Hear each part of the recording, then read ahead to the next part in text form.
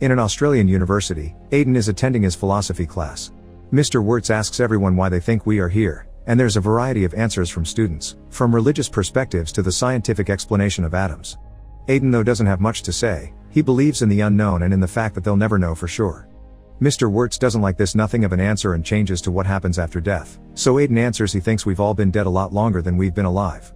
Then, Mr. Wirtz makes them turn over the papers he gave them early, where only one exercise tops the exam page with a simple question: why? After class, Aiden goes to get his bicycle in order to go home, and he's shocked to be suddenly approached by a man that looks just like him, including the same clothes. This man tells him not to go to the Heathscape Motel, then he just runs away.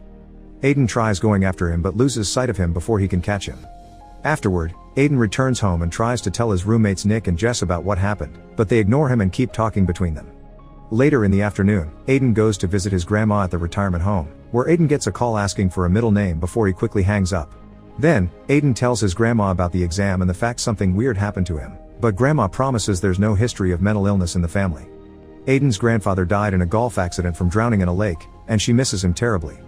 Speaking of special someones, grandma wonders when Aiden will propose to his girlfriend Lauren, but instead of telling the truth and confessing they broke up, Aiden tells her they're thinking about it before he grabs a book to read to his grandma as he always does. Later, curiosity gets the better of him and Aiden decides to visit the Heathscape Motel, where he's shocked to find out Lauren is the receptionist. After swearing this is a coincidence, Aiden asks her if he's been there before, but she responds he hasn't. Their conversation is cut short by the motel manager, so Aiden leaves the building not to get Lauren into trouble. He doesn't return home though. He waits outside until her shift is over to invite her to a nearby diner. There, Aiden tells Lauren the story behind him coming to the motel, which she isn't sure she can believe. They share some news about their current lives and have dinner while ignoring the noises of someone falling to the floor and dropping a bunch of stuff. When they're done, Aiden offers Lauren to give her a ride, which she accepts. Night falls while they're on the road, and Lauren decides she must confess something to Aiden. However, before she can say anything, she notices something blocking the road and grabs the wheel to try to avoid it, but sadly, they crash anyway. Aiden only sees her bleeding head before passing out. The next morning, Aiden wakes up in the hospital, and Nick and Jess are there with him. They're acting rather awkwardly though, and not only because they don't know how to tell Aiden that Lauren died. He's also visited by a couple of detectives that tell Aiden he can't leave the hospital because Lauren's family is pressing charges, so a lawyer will come the next day to advise him through the process. In the evening, Aiden is bothered by patient X, who wants to play a word game to keep their minds off things. Aiden turns him down because he isn't in the mood for games, so to get his attention, patient X confesses he knows something weird has happened to Aiden. He can't give him all the details because Aiden needs to figure it out for himself, but he can give him a hint. He needs to go to the Heathscape Motel and find a hole in the bathroom of room 41. Aiden waits for the doctor to do her night checkup and bring him the medicine before slipping out of bed, changing in the bathroom, and escaping through the stairs. After stopping to buy a rehydrating drink, Aiden goes to the motel, where the manager has taken over the reception and is talking on the phone about Lauren's incoming funeral. Once the manager hangs up, Aiden asks for a room and is given number 11. He decides to wait there for a while watching the reports of the accident on TV, and once it's late enough for people to be deeply asleep, Aiden sneaks out and goes to room 41. The door is obviously locked, so Aiden breaks in through the window, finding the room empty. First, he checks every piece of furniture for any clues, but he finds nothing. Then he goes to the bathroom, where he finds a fake panel on the floor covering the hole patient X told him about. Aiden watches it for a while, trying to guess its secrets, and decides to hide inside when he hears the manager coming into the room to check why the lights are on. When he comes out a moment later, he's surprised to find patient X jumping on the bed, drinking and playing with a knife. He doesn't recognize him though. In fact, he threatens Aiden with the knife, ordering him to leave him alone. Aiden rushes outside and is shocked to see not only that it's already afternoon, but he can also see himself asking Lauren to go to the diner. It turns out the hole in the bathroom has allowed him to travel 12 hours back in time. Aiden follows the pair to the diner, sitting a few tables away from them and hiding his face behind a newspaper he finds around. Without realizing it, he sat next to Mr. Wirtz, who immediately recognizes his student and congratulates him on his good work on the exam. He also invites him to the weekly meetings he has with some colleagues at his house, but Aiden ignores him and tries to leave before they're overheard by his other self. On his way out, he bumps into a waitress making her drop her tray, which is the interruption the other Aiden and Lauren are distracted by during their talk. It is also revealed that during that conversation, Aiden tells Lauren that he never told his grandma that they broke up, which Lauren finds kinda weird even if she knows how much grandma liked her. The next moments proceed as future Aiden remembers them. Lauren and himself get in the car together and leave, so Aiden runs to try to warn them about the accident. However, him walking in the middle of the road turns out to be the reason the accident happens in the first place. It's him that Lauren sees and causes her to try to dodge him. Upset but still determined to fix things, Aiden runs back to the motel and finds patient X unconscious on the bed after he used the knife to try to end things. Aiden uses the room's phone to call an ambulance, which would send patient X to the hospital where he would meet the other Aiden in the morning. Then, he enters the bathroom hole to reset the day again. This time, Aiden goes home and tells Nick and Jess everything. Obviously they don't believe him, so Aiden makes Nick call his phone. Nick does so, revealing he is the one that calls present Aiden at the retirement home and asks him for his brother's middle name to be sure it's really him. Jess and Nick are still skeptical though, and seeing he can't do much to convince them, Aiden asks them to act surprised when the stuff he's told them about does happen. This explains how awkward they act at the hospital. Aiden leaves and, after lots of thinking, he decides to try to change things again. This time, he goes to the road and waits for his second self to appear to push him away, but unfortunately, the car crash happens anyway.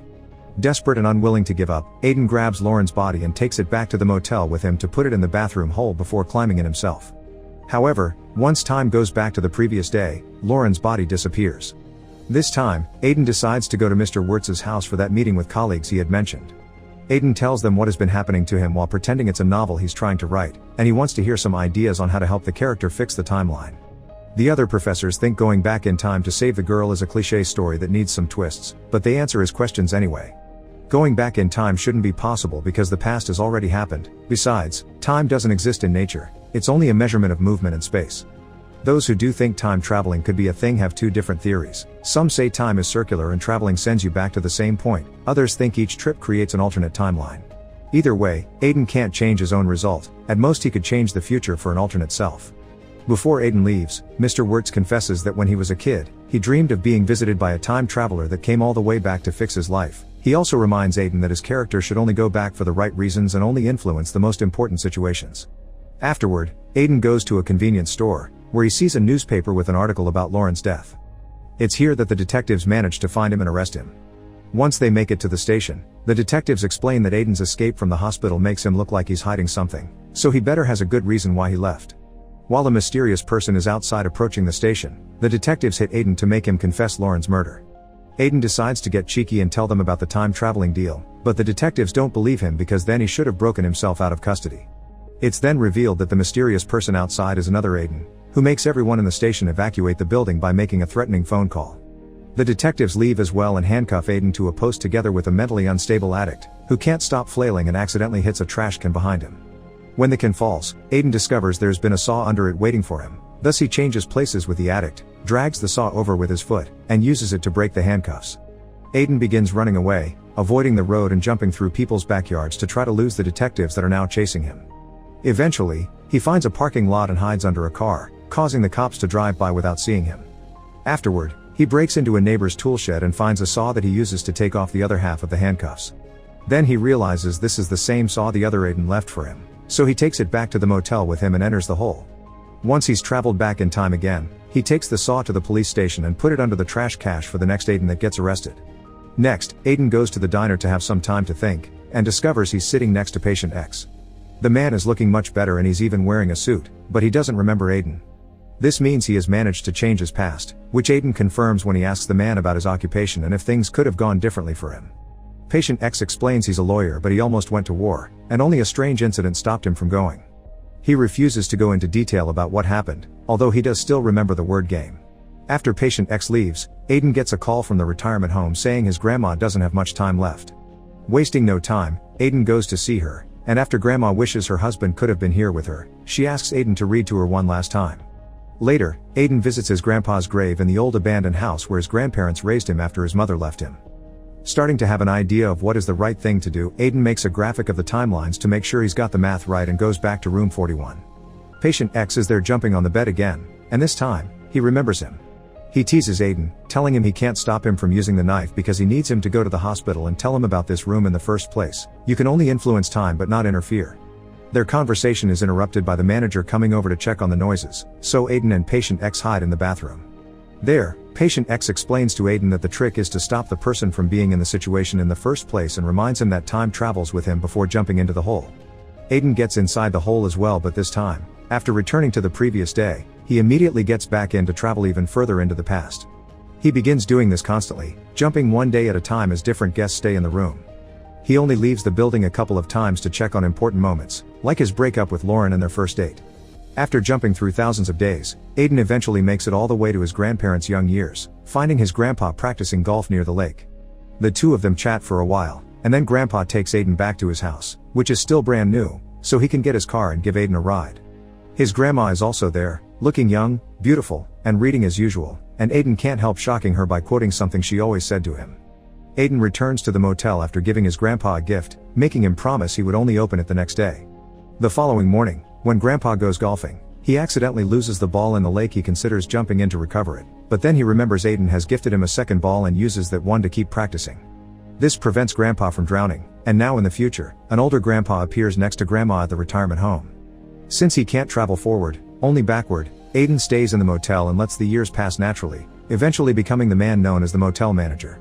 On the day the accident is supposed to happen, old Aiden visits the abandoned house again while present Aiden is in his philosophy class, answering the why question with why not. When present Aiden leaves the university, this time he's approached by old Aiden, who tells him to go to the Heathscape Motel. Present Aiden does exactly that, and old Aiden watches from afar how Lauren accepts present Aiden's invitation to walk her home. Make sure to subscribe and turn on notifications so you can watch more videos like this. Thanks for watching.